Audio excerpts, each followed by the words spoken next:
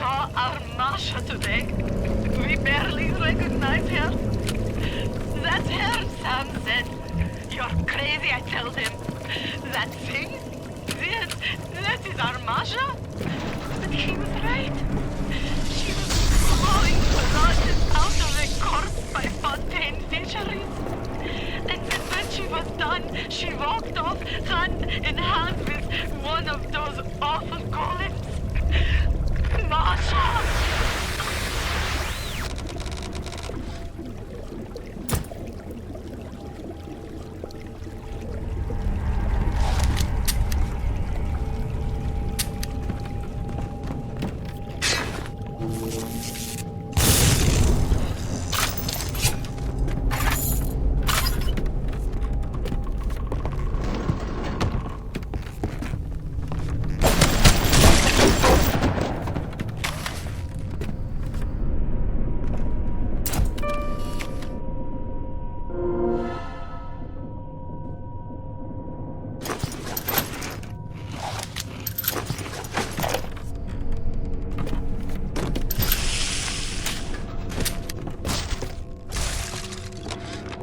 Ryan, I believe in Rapture. But that doesn't mean we always win. Fontaine Futuristics is the biggest thing going in Rapture. So let me be plain. When we arrest that Torag Fontaine for his thieving and smuggling, we must make it clear that we won't touch his business interests. We sit on the council because these poor sods trust us. Not because God gave us a chair.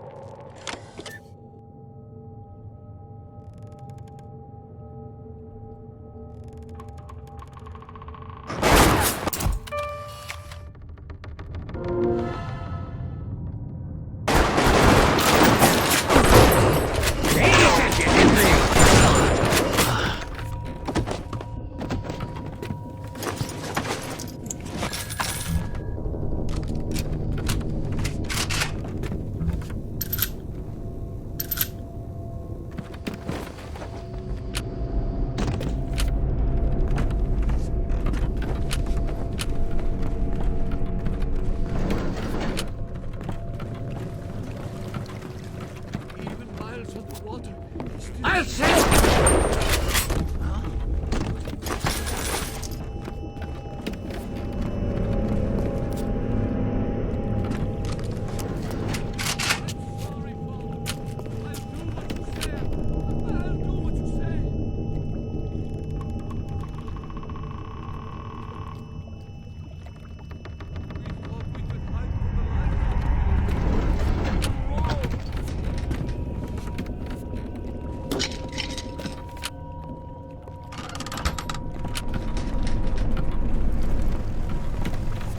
I wore it for you, Father.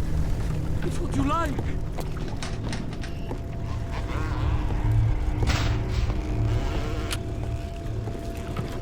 Say.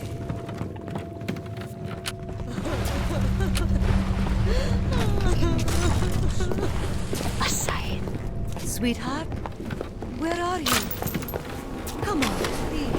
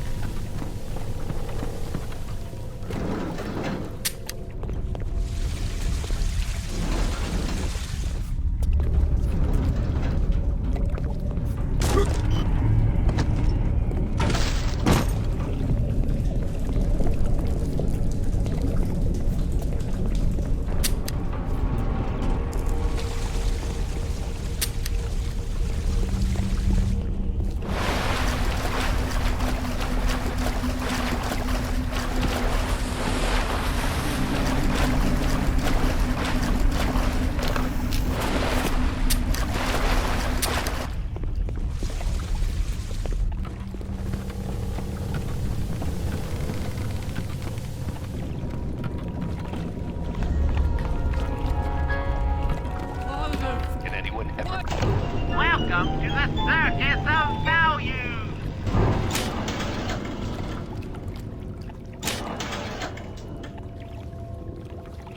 Have you forsaken me? Sender code. Rapture's most beloved musical artist returns with Wild. His greatest album yet. Songs We all live and the great change. Wild Bananas and invite Sender Cohen into your home today. He died for you! For you, you son of a bitch!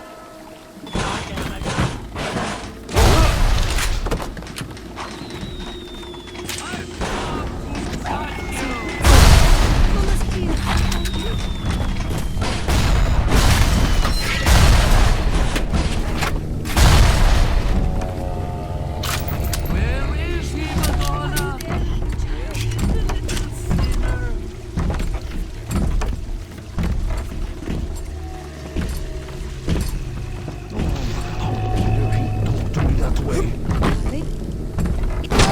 Hold it!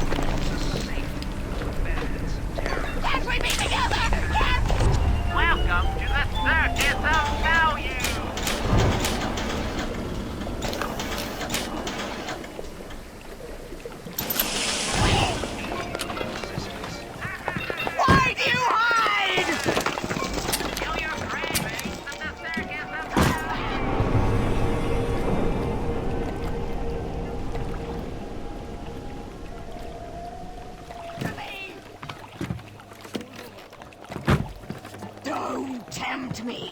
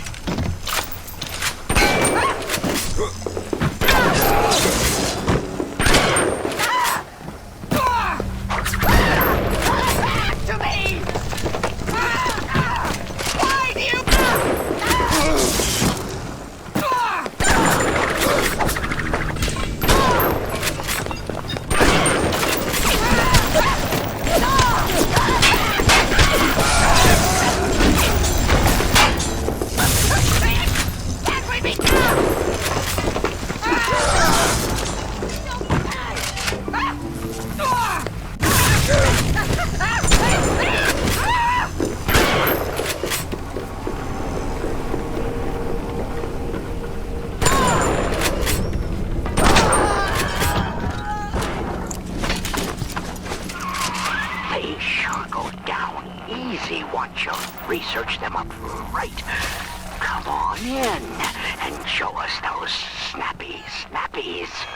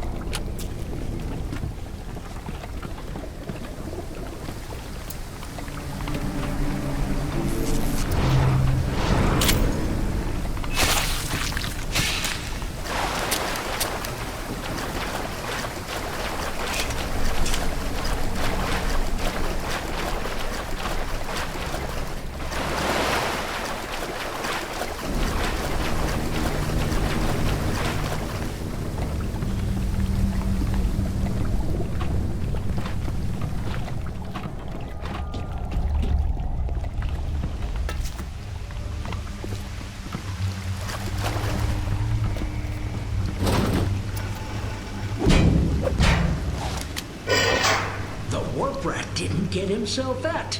You got something for me and my crew? Or are you just looking to get criticized? You set here a spell. I needs to set on some coffee. Maybe put on silverware and the like.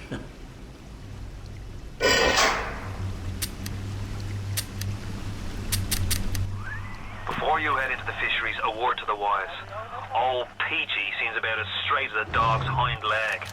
You keep your eyes open. Nobody walks into my swampy carrienda heat. Put your weapons in the pneumo, and then I'll let you in. If that's his price, you're gonna have to pay it. But he can't very well take your plasmas away now, can he?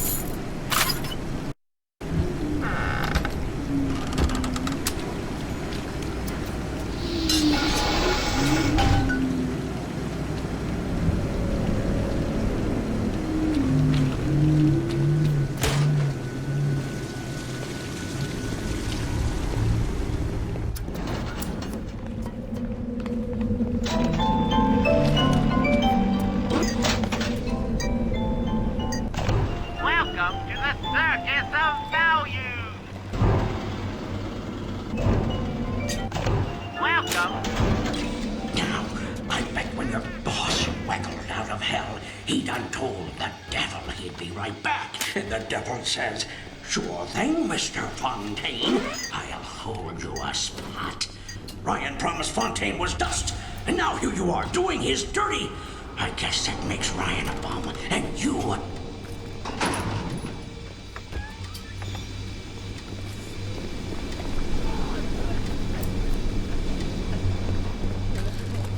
Atlas!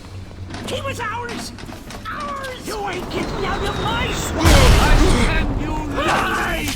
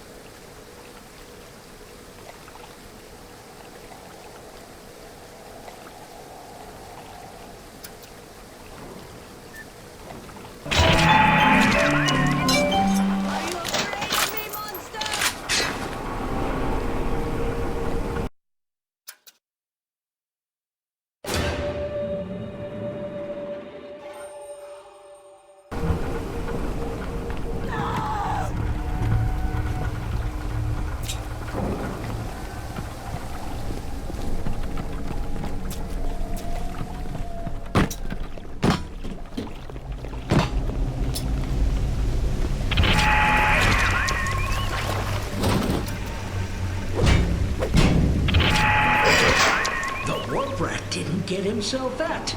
You got something for me and my crew? Or are you just looking to get criticized? You set here a spell. I needs to set on some coffee, maybe put on silverware and the like.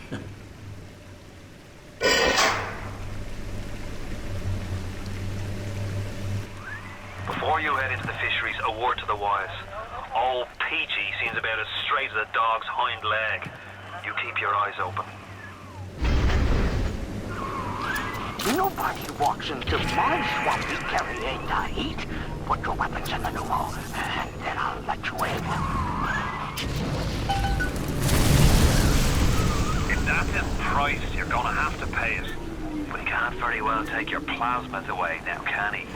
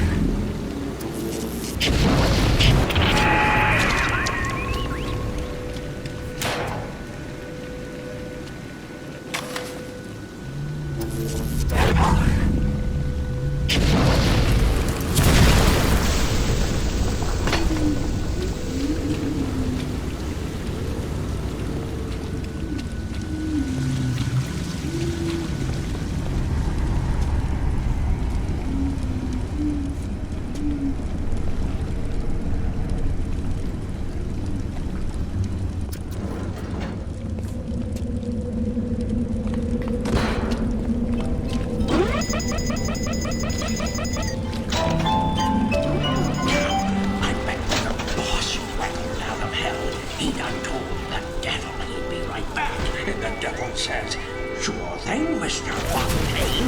I'll hold you a spot.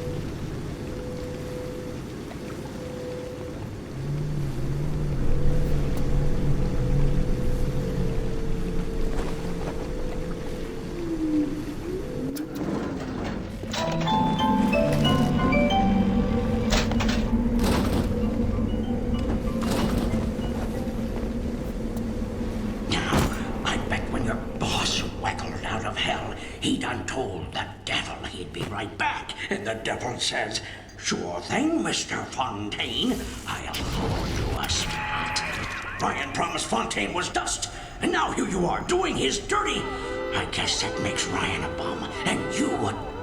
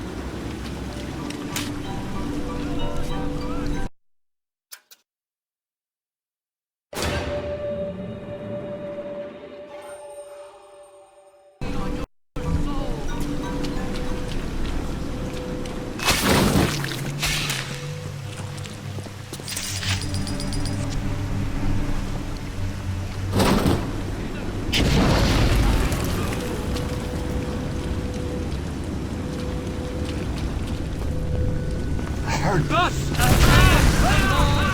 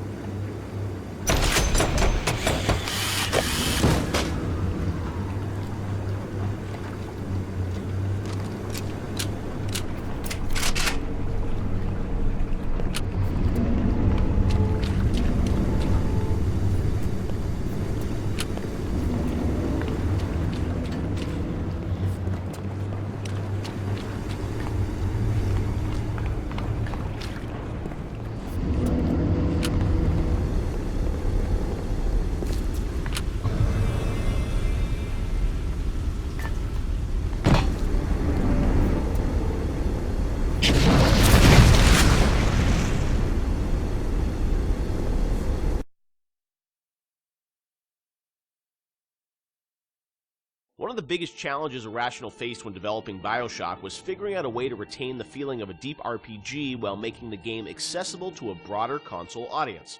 Ultimately, the team succeeded in creating an intricate system of weapon and character upgrades that gave the player choice and customization while keeping the gameplay fast, lean, and engaging.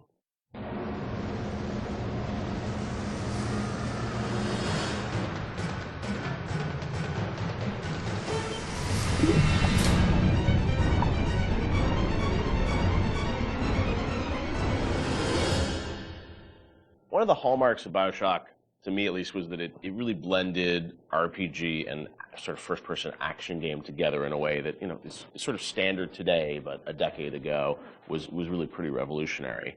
And I know for the team, I think at some point it became clear that you wanted this to work on consoles, not on PC, right? Well, both, yeah. Yeah. But so the idea of, doing a console game and a PC game, and doing something that sort of felt like a shooter but had much more depth. And I know in some of the early design docs you talked about sort of creating an FPS plus versus an RPG light. What was the difference in your mind between those two? I think for us is the big difference between System Shock and Bioshock ended up being that System Shock was more about your character growth and Bioshock was more about the environment. Because with System Shock, we really didn't have System Shock 2. We didn't really have either the art team to make enough assets or the visual power to sort of make a really convincing environment. But as we started working on Bioshock, the art team was so strong that the ability to tell a story within the environment became the most important thing about the game. And that was sort of not something we thought right at the beginning. That was not really a concept we had. But as we started building things, we could realize that the visual world was the star of this thing. That Rapture was really the star of this thing.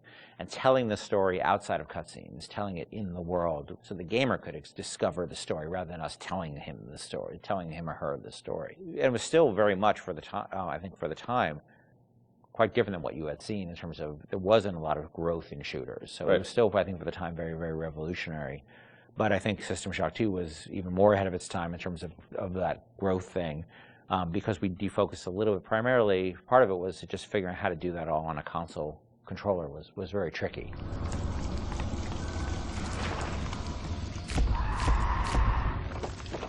No, I remember even the early demos, and people you see a plasma, you see like a upgraded weapon, people are like, oh, I've never seen that before in a shooter. And that was, when you were coming out of the sort of, the Quake, Doom, Half-Life, where it's like you have, 8 weapons on the keyboard, and you sort of knew what they were, and they weren't going to change. Yeah. Sean, was that something that, from a sort of creative standpoint, was it always clear that that was something you guys wanted to do, or it evolved over time because you wanted to have more depth in the game? I mean, it certainly evolved over time, and each, upgrade path was slightly, had its own unique challenges. Like certainly upgrading the weapons, you had to design a base weapon that didn't feel like crap.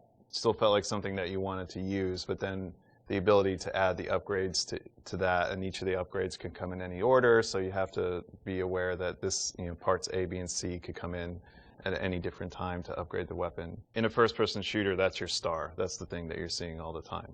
When it comes to other things, plasmids, things that are, Tonics. Tonics, yes, sorry. It's been a while. Come on, Sean. I know, it's 10 years.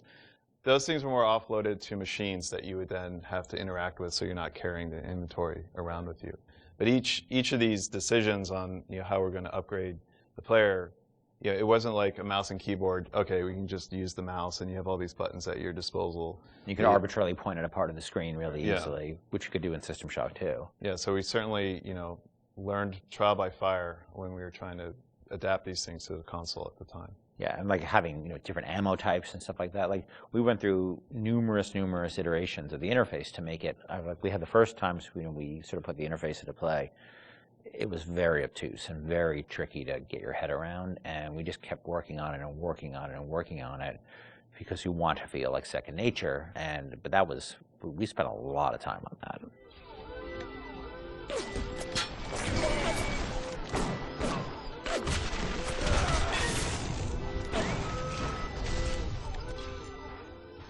What motivated the idea of having so much choice in the way you could sort of play through this game? What was it to give the player a better sense of authorship over the experience, or what was driving that? I've always liked the idea of giving the player a lot of agency in terms of their play style. and experimenting with the playstyle and trying different things and seeing what worked and didn't work and interacting with the environment. The notion that it's sort of a playground that you get to play around with and imprint your own desire on was great, because I think we were more skeptical about being able to do that with story at the time. In fact, so much to the point where that became almost like a joke. You know, that becomes the meta joke of the game of how little agency you have in your story. But agency in terms of how you play the experience and how you load out your weapons and how you interact with the environment, as compared to most shooters at the time, where basically like you can shoot them with the shotgun or shoot them with the the pistol. That was really important to us. So we spent a lot of time trying to make the world react in a way that you would expect and hope it to react when you tried something. Right. And some of those system or decisions we made about systems fed back into the narrative, like locking Adam behind Big Daddy and the little sister. Like, you can't get Adam unless you deal with the Big Daddy, which then becomes a roving boss fight, which then becomes another system that I don't know if we planned that from the start or was one of those happy, like, serendipity, like, oh, this decision that we made about putting Adam behind the Big Daddy totally works because now we have a different type of boss fight that you hadn't really seen in other games. Actually, it was the other way, because what happened was originally there was no concept of Adam, and Big Daddy just had money and other treasure on them, like every other splicer. Yeah. And they were so tough, nobody would ever fight them, because why on earth would you go after that guy? Right, go off a bunch of small splicers and get the same amount, yeah. So we had to come up with a currency that was exclusive to them, because we knew that was where the fun was, right? But we also knew people were terrified of them, and we didn't want to fight them. Yeah. So video game development and system development is a lot like economics, right? In economics, you try to encourage certain behaviors through tax, usually through tax policy. Well, you want business growth, so you lower taxes on certain segments of the business economy, or you want to encourage, people to move into this area, so you make incentives to move in here. We had to make an incentive for players to fight the Big Daddy, and Adam became that incentive. And then once you had this Adam, then you had a new piece of narrative, which they could then incorporate back into the story. Get over and taste the Adam fucking drink. Stay away from her, or it is you who will be shot next. Easy now, Doctor. He's just looking for a wee bit of Adam. Just enough to get by. I'll not have him hurt my little ones. Talk a bit about the plasmids and the vending machines and that sort of whole approach to, I guess, what is kind of a tech tree, but, and coming from PC games, used to strategy games and whatnot with very complicated ways of how you would upgrade things. I thought you guys did a really interesting approach to how you made it very accessible to a console audience. How did that evolve? Did you know the vending machines were going to be there from the get-go? Well, we had vending machines in System Shock 2, so we were sort of lifting that, and I always thought that was a fun notion because it's a affordance that people already understand. They see a vending machine, they know immediately, oh, that's where I buy stuff, right? Yeah. And you also then have to have a shopkeep. When we talked about wanting to make things, put limitations on ourselves so things felt fully believable. Yeah. If we had a shopkeeper sitting there, you can't shoot him. He sits there, he doesn't say anything. Right. And all of a sudden he feels fake. Where a vending machine, the Circus of Values machine, can feel 100% authentic. Right. Despite the fact that it's selling like ammo and stuff like that, which is, But in an objectivist society where you don't have rules and regulations on that type of thing, it feeds back into the narrative. But you don't then break the fiction at all by having these characters who sort of don't really live and breathe in the world. So the vending machines became an important part of that, but we still want to give them character, and hence and so that clown image came from a piece of, that image is actually from like a fruit container or something from like the 1940s. Okay. And so we had a book of like royalty-free images, and I saw that image, and I'm like, let's put that clown on it, and we'll call it Circus of Values. And then, we wrote lines for it, decided he'd be this sort of asshole clown, and then we hired the best actor in the world to play that part. That was me. What I cost my biggest Avengers, I didn't cost anything. I didn't know you were really. I was a clown. Yeah, no. I was a clown. I hear it in my head every day. My wife hates that voice. She hates that voice. You can give us a little of it right here. Welcome to the Circus of Values. She does not allow me to do that, so I do it outside of the house. Okay. But it allowed us to have something that felt very rich and very real, while being very limited at the same time.